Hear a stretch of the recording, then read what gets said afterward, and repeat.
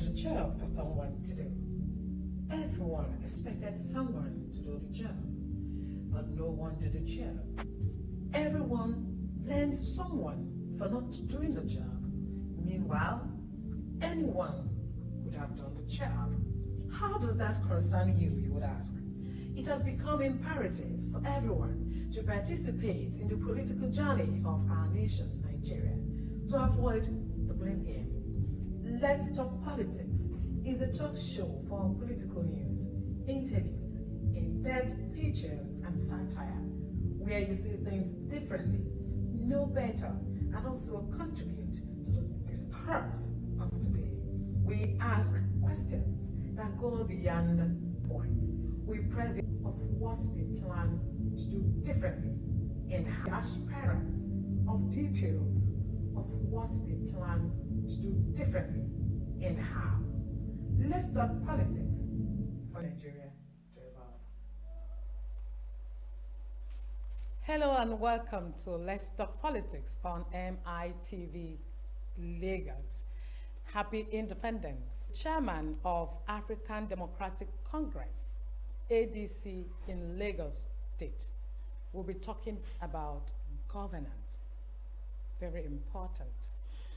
He has been leading ADC, focusing on grassroots mobilization and engagement to strengthen the party's presence in the state.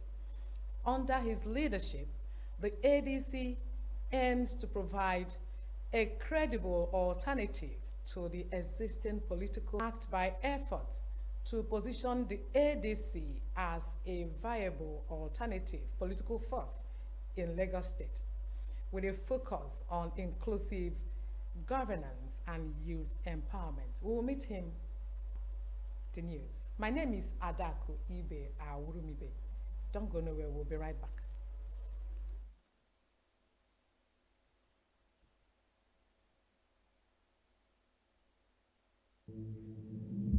There's a job for someone to do.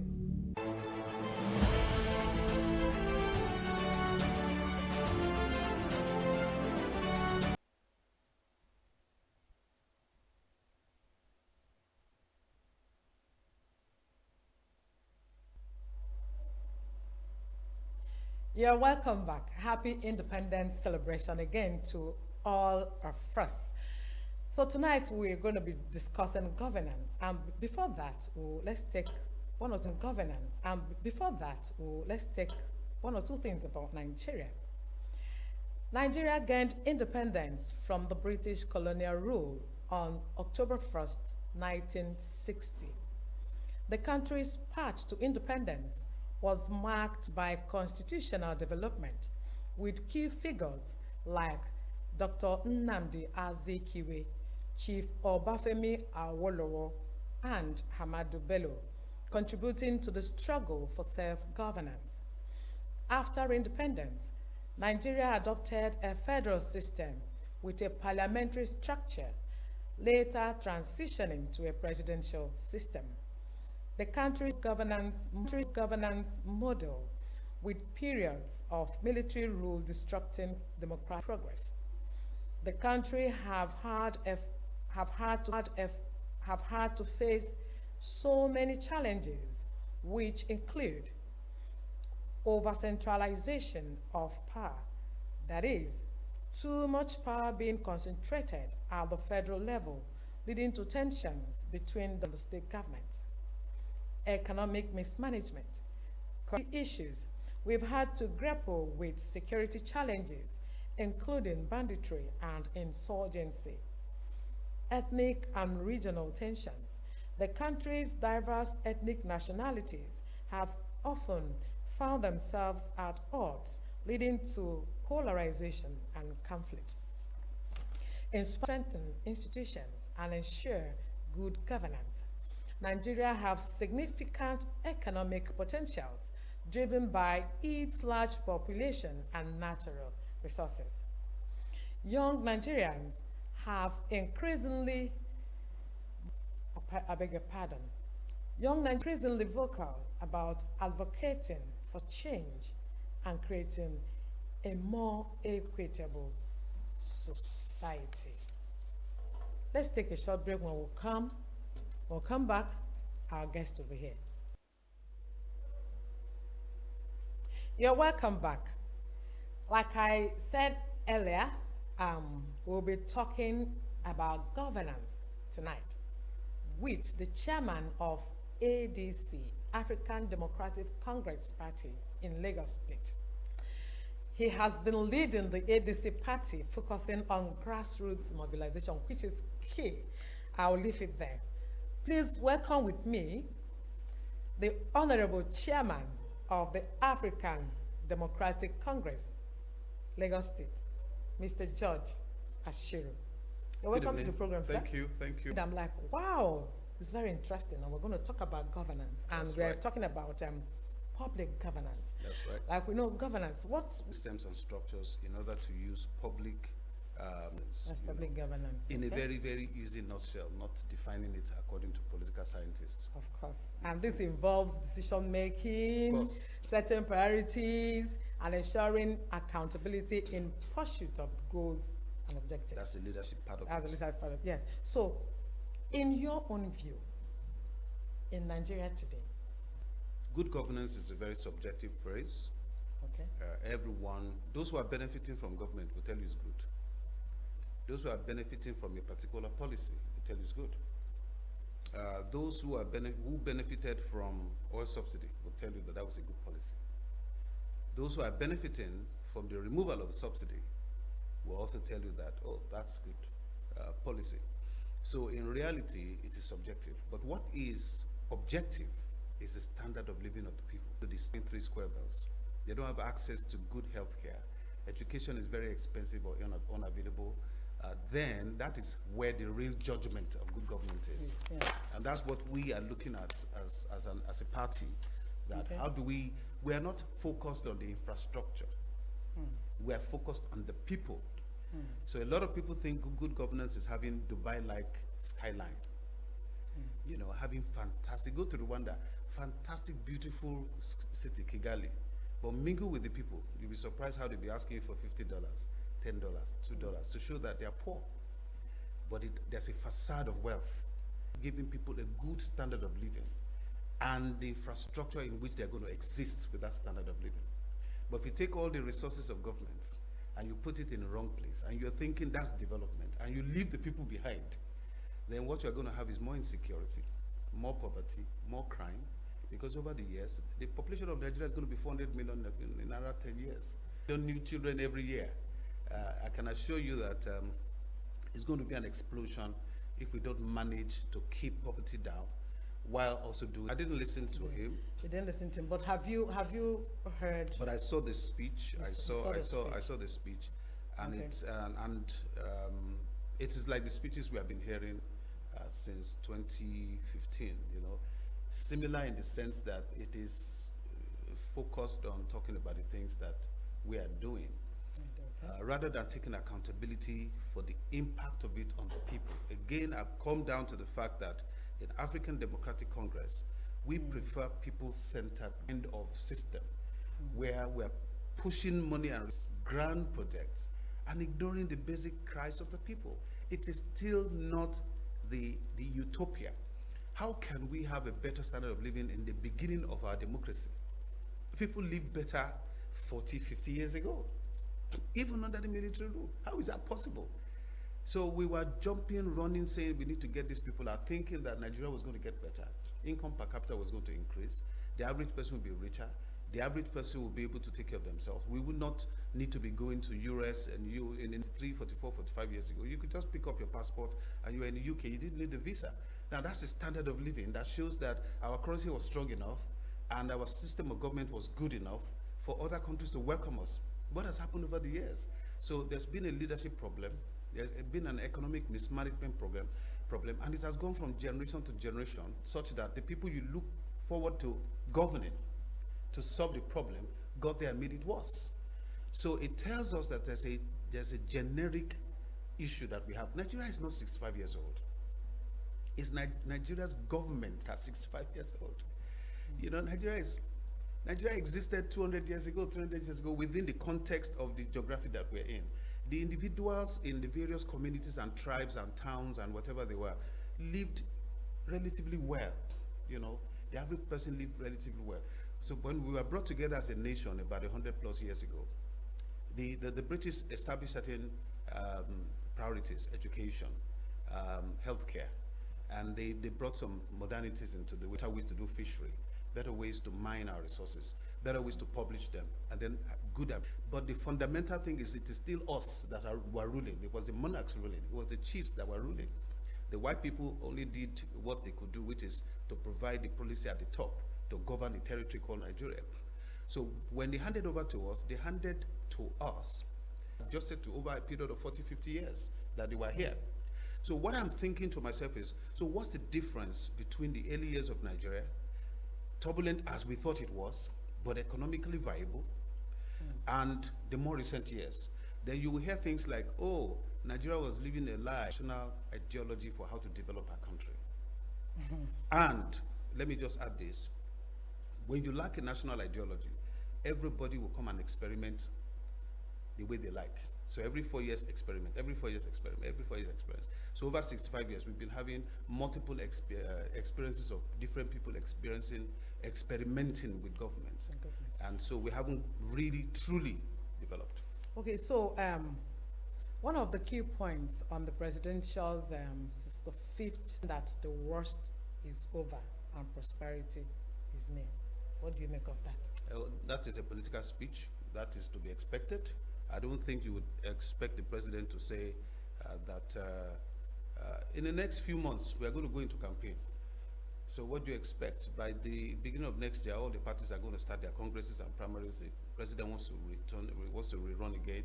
So this is a political speech rather than a speech filled with data as to the evidence of our development. Now, let me, I wanted to bring one handbook, his report, the presidential report, his 2 years report in the office. You know, there's a report for that. He made the report. Yeah. You know, I forgot I would have brought it for, you know, for this discussion this evening. But he has never denied that things are tight. He has never denied that. But he has always told us, unlike what we used to have, they've never accepted that things were getting worse, like he said, and hopeful. In the next few years, Nigeria will be better for it. So you don't believe him? Okay, let's just use Lagos as an example. The Yes. government at the center has been a government in Lagos for 25 years. Okay. Are the people in Lagos richer for it? Now, there's no excuse that, let's wait, it's just 2 years in office. Well, 25 years of the same party ruling in Lagos. Are Lagosians richer for it? Are Lagosians, is the poverty line changed? Because the last international report we had, Lagos was one of the 150th or 160th least livable city in the world. And in that same report, the HDI index of the average Lagosian was very low compared to others. Another part of those kinds of international reports says that the poverty line, the average Lagosian, about 54% of Lagosians are still living under poverty line. So Okay, if you hold on to that. Hold on to that. Now, I've lived in Lagos for over 30 years. Okay? And when I came to Lagos, I wanted to run back to the east. I'm from Imo State. I wanted to run back because, as at that time. But looking at Lagos today, you cannot compare Lagos with any other state in Nigeria. One, there's insecurity everywhere, but Lagos is better than most of our states. That is number one. I'm not speaking for, I'm just saying the obvious. Lagos, there's security in Lagos more than most states in Nigeria. You understand me? Some people cannot travel to their villages because of insecurity. And they're in Lagos. Most Easterners, they invest in Lagos because there is security in Lagos. They cannot do that in the East, as at now. So I think there's a difference between then and now. I am saying this because of the yardstick you just used. Yes, but I beg to differ. Okay. I beg to differ. The time you were talking about, you were talking about the time when Operation Sweep was around the whole place, and there was a need to bring a lot of security, especially following the period when Nigeria was under sanctions. You know, Nigeria was under section 3 military rule, Abacha period. So there Yeah. was a lot of poverty, Yes. a lot of crime, there was a lot of violence, people were angry. Yes. But this was because of the political decisions of the leaders. It was because of mismanagement of our Commonwealth. So people were reacting to bad government. Now, when you now have the opportunity to create a far better egalitarian society where everybody will be equal, look around you. When you compare the Lagos of that time you're speaking of, Yes. where you could get a 3-bedroom flat, You can get a bungalow for as low as 50,000. there you go. So, Yeah. so now, that is what we call statistic. The statistics does not help that cause. Whereas if you were in the UK the same period of time, the inflation rate was like you could get a room maybe for £100. 30 years later, maybe 120. Just a little different. But here is about 1,000%, 2,000% different. So how is that a good? So it is not just to say, oh, there's greater security. Lagos is easier to secure because of the nature of Lagos. It's surrounded in such a way that by the time you put some military barracks here and there, you can cut off people coming in and going out. But it hasn't stopped crime within the city. And you know, crime has changed because of internet. In those days, there was no internet, so there was physical crime. Yeah. You didn't have ATM machines, you didn't have all these things. So now it makes no sense to go and rob people. Academic opportunities available. The amount of people who are having and dying is higher. Peace of mind is lower. You know, there was a time they said Nigerians were the happiest people on the earth. It's now opposite. So let us be careful to also not look at things from the point of view that some people might say 30 years ago I was poorer. Now 30 years later I'm richer. So for me, Lagos is development. No, it's your work. It's your profession. It is your handwork. It is not something that has to be unique to individuals. There must be a minimum standard that everybody's guaranteed. Now, don't think that we are just instinctively criticizing. You understand? It is not we are looking at what the government is doing wrong. We are saying that we had a greater expectation. You know, when you have high standards, that based on what is available, based on the kind of money available, 90% of all foreign direct investments in Nigeria comes to Lagos State. So Okay, with all now, the resources coming, with all the loans, sir, into we're tens not of billions, focusing on Lagos. focusing on Lagos. We're There focusing you go. But in Nigeria. but we're talking about governance, and Yeah, we we're just use that as an example. Yeah, but let me tell you, okay, like I've always said on this program, you see, to pull down this studio doesn't take anything. I'm not talking for the government. I'm apolitical, okay? You know, they are just 2 years in office. They're just 2 years in office, and there's a year plus to go by, you know. Don't you think the reforms they are doing right now will go a long way to making Nigeria better in the next 2 years? Don't you think the economic policies and all that? So one of the challenges we have again in Nigerian context of politics Yes. is always to judge people by when they took office, forgetting that it is a party that was in power for 10 years. Same party. When we were trying to get rid of PDP, we didn't personalize it. We didn't say it was Yaradua that failed. It was this. They said, we are tired of PDP, which means you people have had enough years to fix Nigeria, but you didn't fix it. You are leaving us a terrible legacy. It's the same thing. A lot of Nigerians came together, occupy Nigeria, save Nigeria, let us change Nigeria. Everybody had expectations. Those expectations have not been met. So it doesn't matter if you change one monkey to another monkey, the forest remains the same. You understand? I'm not personalizing it. I'm talking, Yeah. I'm just using an adjective. Yeah. I So know. the fact is, we are not interested on the individual. We're interested in the fact that it's the policies of the party. The party in power should have a consistent, they had the opportunity of forming the government. Yes. That means they must have had an economic policy, economic agenda. Don't forget when Buhari came in, we saw these beautiful, highfalutin things Yes. written down. All these things we're talking about that was presented, they were presented. Osinbajo was the head of the Economic Council. We saw all of this, we heard all of it, we got all of that for 8 years. None of them, they didn't implement any. The fact of the matter is not the implementation alone. Yeah. Fact of the matter is some of those policies and the priorities were not focused on the people. On the people. There was too much focus on things that made the country appear to be developed. Okay, let me give an example. Somebody said this, somebody used this in the program I went for today. He said, if you had 1 million naira, and I will just use a similar example, if you had 1 million naira, and you had the opportunity of spending the money on fixing your beautiful car, or putting it aside for your children's school fees, which one would you do? Do you want me to answer? No, but see, it's a fair question. It's a fair question. It's a fair question. Yeah, So it's, hold on to your thoughts. it's what is called prioritization. Yeah. Let's take a short break here. When we come back, the program continues. Stay tuned.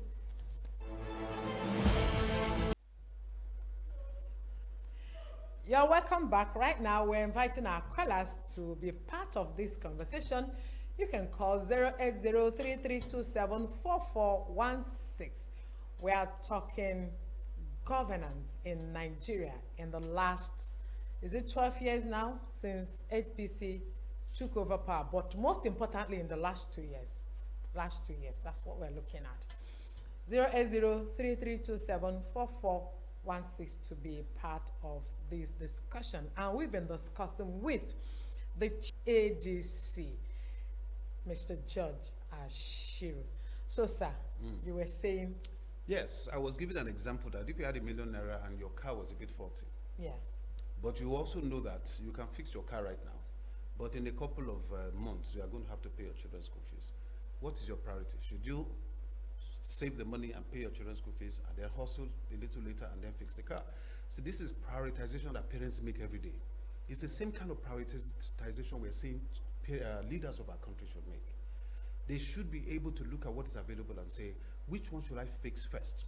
Should I fix all the hospitals in Nigeria? Make sure that everybody has access to healthcare, universal healthcare.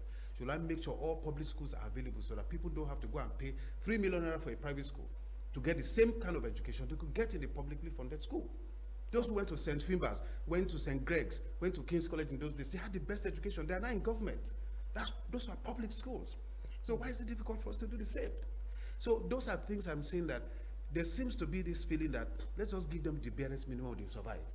And then let's take the money and go and build a co-Atlantic city where only 0.0001% of the people are going to live in and other people won't have access. And yet that is the bar which all of us used to go free of charge. That is what I mean by prioritization. You cannot terms the fact that people are actually suffering. The fact that people are actually suffering. And whatever you see developmentally in Nigeria is people struggle. Okay, what are you giving back to the people? And then, sometimes we hear, oh, we did cash transfer 11,000. And then, sometimes we hear, oh, we did cash transfer 11,000 naira to who? All this you're saying now is like rhetorics to me, because every successive government, that's what they say during campaign period. They will come out and say, now you are the chairman of ADC in Lagos. Are the chairman of ADC in Lagos. You're saying these people are doing this, they are doing that. You're talking about what they are saying. Paraventure. You're talking about what they are saying. Paraventure. African. ADC is in power. Yeah. Paraventure African Democratic Congress gets into power by 2027. All these things that you've reeled out, are you people going to work for people? You see, we are not even here campaigning. Yeah, we're not campaigning. We are assessing. We have 65 years, which we are celebrating. Yes. We are assessing what has been wrong so that we can fix it. Yeah. So it can't. In Nigeria. No, as in the coalition is new. Okay. Different people. No, as in the coalition is new. Okay. Different people from different parties. This is 19 years old. And ADC is an innocent party. We have never formed the government. And we have survived for 19 years. Yeah, are you sure they're not coming to pollute your party? Now, this is the most important thing. I'm a chairman of the party. I've never been a member of any other party. Okay. So I'm an innocent in that context. I've never been a member of APC, whatever other party. ADC is my first party. Okay. So when people come into my house, I will show them my rules. It doesn't matter where you come from. These are my rules. These are the way we adopt it. And that's why they loved it. That's why they came. So the issue for us is not, oh, they are coming to pollute. They are Nigerians. They have a right to gather. Yeah, and the reason they chose our party is because they look at our documents, they saw our leadership, and they realized that, okay, perhaps based on antecedents, based on hindsight, perhaps what we missed is this sort of thing. Let us now go and coalesce into this organization, adopt their rules, and work by their ideology. Yeah. That is, people are not focusing on the tens of thousands that are joining the party who have never been in any form of partisan environment. They just want to be part of this as a movement. And that means we are able to get direct feedback from them. Yeah, because you know why I asked you that question and so yes. But if you check, the ones that have come into Chairman are ADC. So the fact that you have one national chairman does not change how it is governed at the grassroots. And we are the grassroots. We control the party. And we are all that has been there as a chairman for 19 years and wants to step aside. And the person that took over happens to be an experienced politician called Senator David Mark. Does not change, because that is why they came to ADC. They have realized that, okay, we have tried it here, we have tried it there, we have tried it there. Maybe we should adopt something new. So the coalition itself means every Nigerian now has a chance on all the 6 regions. Is there a possibility that the former President Goodluck Jonathan will be adopted as the sole candidate? This party is not going to adopt anybody. There's going to be primaries. There's going to be primaries. Everybody will run. I mean, some of them were in their 30s. Some of them were in their early 40s. Very little experience in leadership. And so they went and experimented and found what they've done wrong. They came together and said, you know what, we need to fix this. And that's why they came into the coalition and said, let us see and fix it. So some of those challenges. Your party is not zoning anything. The discussion of zoning is not anything the party is having the conversation on. And as at now, I can't tell you what will happen in the future. Okay, so that's it. Recently, a Canadian court reportedly declared APC and PDP as terrorist on it. As an international court out of this country looked at the antecedents of the organizations, looked at some of the activities, associated them with something, and made a declaration by court. Do I need to add to it? Of course you can, because you're a Nigerian. No, this, you see, when somebody has been declared guilty of something, what is my opinion? The court has made that declaration, not me. So my own job is to say, the court said. The court said. The court said, not you can also say, the court. ADC did not say. No, see, let me. What I'm saying is, when anything the court said, but you can also when say something no, is, but they are wrong. No, they are not. When something is legal, yeah. When the Supreme Court has made a judgment, when the court has judgment, your opinion is immaterial. It's immaterial. Because it is a legal fact. It's a court looked at evidences they had, they made a declaration, and that declaration happens to be what Nigerians believe to be the truth. That's all I need to add on top of that. Do you? %. Why are we doing this if we don't believe it? Okay, what do you think? No, I'm not going to tell you that. Because, you will not tell me. Because that means I'm essentially trying to tell you what we are putting in place to ensure we win. But we win because, like I said, the reasons political parties exist is to form a government, to win and then form a government and provide governance. And like I said, we have had 19 years of preparing for this chance. And Providence has brought it to us now.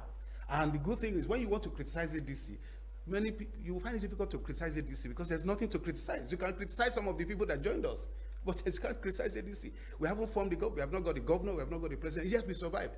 So many parties were deregistered, we survived 19 years. That means we did something, or we've been doing something right. And almost everybody we bring forth have been transformational in terms of who wants to run for president. There have been people that really want to change, but Nigerians like, the tradition of who's making the most noise, who's spending the most money, and we, like I said, we have a transformational agenda, which is really truly want to change how governance is made. That is why you see even the leaders we have now. I am not naive to say people don't have ambition.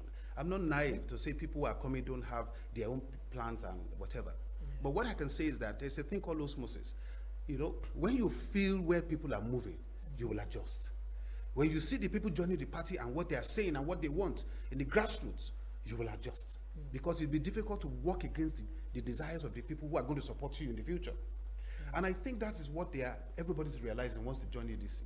That's why you don't hear people going out and saying this, saying that. That's within the coalition. They are moving in accordance with the voice of the people. Okay. Those who are joining us. Let me ask, those who are joining at the grassroots. Okay, there's this information that I think sometime last week, that there's a marching order that all members of ADC should rescind from membership with other political parties. like all these people that were mentioned, Atiku, Peter Obi, El Rufai, and others, are they still members of PDP, LP? So let me tell you, APC? how this coalition has Yes. been working. Yes. You know, these people have had consultations for months, if Okay. not over a year, Yeah. until they finally agreed that we are going to adopt ADC. Okay. And on the July 2nd, they all came together in Abuja to me. So my job is now to come to you and say, look, this is what is going on, and I think we should be part of it. So they've been given enough time to go and mobilize their supporters, their structures, their political networks to say, we've adopted ADC, are you ready? Some might say, yes, Oga will follow you. Some might say, we want to remain in our parties. But you don't rush, you don't say, next week, everybody move. Because people will be like asking questions. You just told us publicly. Okay, so what there's no deadline to this. as I'm telling you. Okay. So from this point forward, where you cannot publicly make your declaration that me, as an individual, I have now decided to properly align myself with ADC. That's all they're ADC. saying. Okay, so there is no. It's now where everybody, and you will see it happening. Yeah, you've entered that phase, but there's no deadline to it. Even if there are deadlines, I think they don't think they want to make it public. They probably discuss it at the meeting, just announce it. And you know, there's a politics behind some of this, which of course is not for us to be discussing publicly because that's our political strategy. Okay. Okay, somebody like Mr. Peter Obi, who came out to say if he's given the chance that he's going to do just 4 years, do you think that is possible? In terms of the fact that he means it, In terms of changing, and I will succeed in 4 years. Not everything. Not The party everything. will continue with the next candidate to continue Not to continue. everything. So if you think in the terms of the party line, the party might say we are going to have a 10-year development plan. So the president, whoever is president now, will start it. The person who becomes president after him will continue it. The person, that's what I'm saying, that just that's, like they do in Lagos State here. that's what I expect, that there will be that continuity. That's why I say the expectation is higher than what we have seen. So if made the judgment that APC started in 2015, which I said when I said 10 Of years, course, the yeah. expectation is that the party should have got a grand design, and that the president should not simply be saying, I'm starting all over again. Then that is like, well, okay, so what are we voting for your party for? Are we voting for you or your party? They've not really hidden their displeasure on Your party. They've not really hidden their displeasure on how our late former president. So we should not suffer for it. We should have the They're ability. ready to make see, change. if we are not to suffer for the mistakes you made. Yeah, and when a company makes a mistake and realizes, oh, we've made a mistake, okay. For the mistakes you made. Yeah, and when a company makes a mistake and realizes, oh, we've made a mistake, okay, please give us a second chance. Kimmel, just like yourself, a broadcaster, Okay. he said something that people felt, some people in government felt was offensive. They put pressure on his network. Network yanked him off air. Individuals immediately started removing their network. Network yanked him off air. Individuals immediately started removing their subscriptions of that network. They're okay, if you cannot allow people to follow you. And when they returned him, they didn't go back to the channel. People have a right to punish you for a corporate error, even when you apologize. Yeah. Because it's like that's the only way they can make sure impunity doesn't stand. Use it. Things like you don't see in banks, you don't see in the corporate sector. Yeah. In the corporate sector, if you are given a quota, people join the company in 6 months. They already give them quota, and they make it. How can somebody tell me you need 8 years to do what a graduate will study 4 years to study, just 4 years university, and is expected to go into a company and make things happen within a few months? Magic. So if you prepare to go into governance, prepare your legacy projects. If my job is healthcare, I'm not going to put my emphasis, you go and focus on roads, focus on mandatory for all companies to provide universal healthcare, for all schools to provide universal healthcare, for all employees to have universal healthcare. If that's what I fight for in 4 years, and I leave, that's legacy. That's something you've got. Look at Obamacare. It's about the only thing people remember of Obama in his 8 years, but it is something that has changed the life. Yeah. It's a legacy project for the current president. In Lagos, they believe that they train, and people focused. A lot of people will accept it, and they will say, you succeeded in this one. Let's give you another 4 years to fix these other ones. But if you're just doing a bits of this, bits of that, all kinds of things, and nobody's happy, that's not leadership, and that's not governance. What do you think about? I'll tell you that fuel subsidy is directly connected to when there's a particular fluctuation. amount, yeah. So when there's fluctuation in the exchange rate, and you are buying the PMS in dollars, then you are saying that, look, even nationally, Now, you are buying it internationally. That means all the money that Nigeria is generating in Forex, you're using it to buy fuel. Whose fault is that? Government.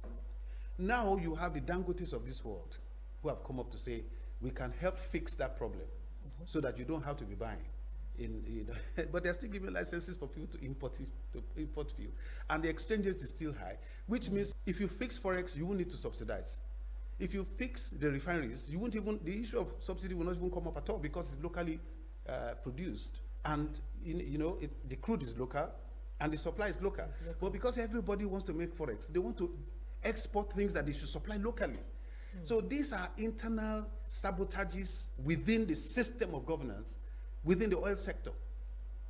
Okay, so are you saying if your party is given so now the transparency that I'm explaining to you is that people like of our foreign income is based on oil. It has become such a big behemoth that even a president cannot control it. But you know that the individuals that control this economy, the oil and gas economy, are people you can call and sit them down and say, I need to bring the price of fuel down. I need the average Nigerian to not pay more than 300 naira for this fuel. But I also don't want you not to make your profits. Exactly. What kind of ecosystem can we create that I will put in, all of you will put in, mobile, corn oil, all of it. Cost is on, there's money in oil. How much more money can we make? And let them charge anyhow. Let them export everything. We just need the dollar. As long as that attitude is there, they're not going to get the kind of results that we're looking Honorable Chairman, yes. This conversation is too sweet if we continue. Time is not our friend. With all you've said, in any way we can, during the campaign and anything you people are going to do, we support everybody. We wish you a very good outing. Thank you. Okay, so can you just tell our viewers one or two things about Nigeria and what needs to be changed in Nigeria and what Nigeria is supposed to be known for? When you go out and say, I'm a Nigerian, people will look at you and say, yes, that's a Nigerian. I think one of the key things I've learned in all the 60 years of my own existence in Nigeria, 65, yet a nation. Okay. We are a country of peoples. Yeah. We are not yet a nation. And our leaders rise to leadership by exploiting that tribal nationhood to get political support to rise up. So when they get there, it becomes difficult for them to unify the whole country. Okay, so tell Nigerians what That's what I'm telling you. Do. So we cannot fix Nigeria until we are a nation of people working together under one ideology, one philosophy. Nigeria first. So if we're... Thank you so much for being part of our discussion. My pleasure. Thank you very much. Thank you for coming. Viewers, you've Mr. George Ashiru, the chairman of ADC. Now, Nigerians need to address its deep-rooted governance issues, prioritize economic development, and foster national unity. By doing so, the country can realize its potential and build a brighter future for our citizens. Reforming the Constitution to address issues of power, distribution, and accountability will also make a huge difference. And finally, prioritizing transparency. Let's do this again, same time, same station, next week. Good night.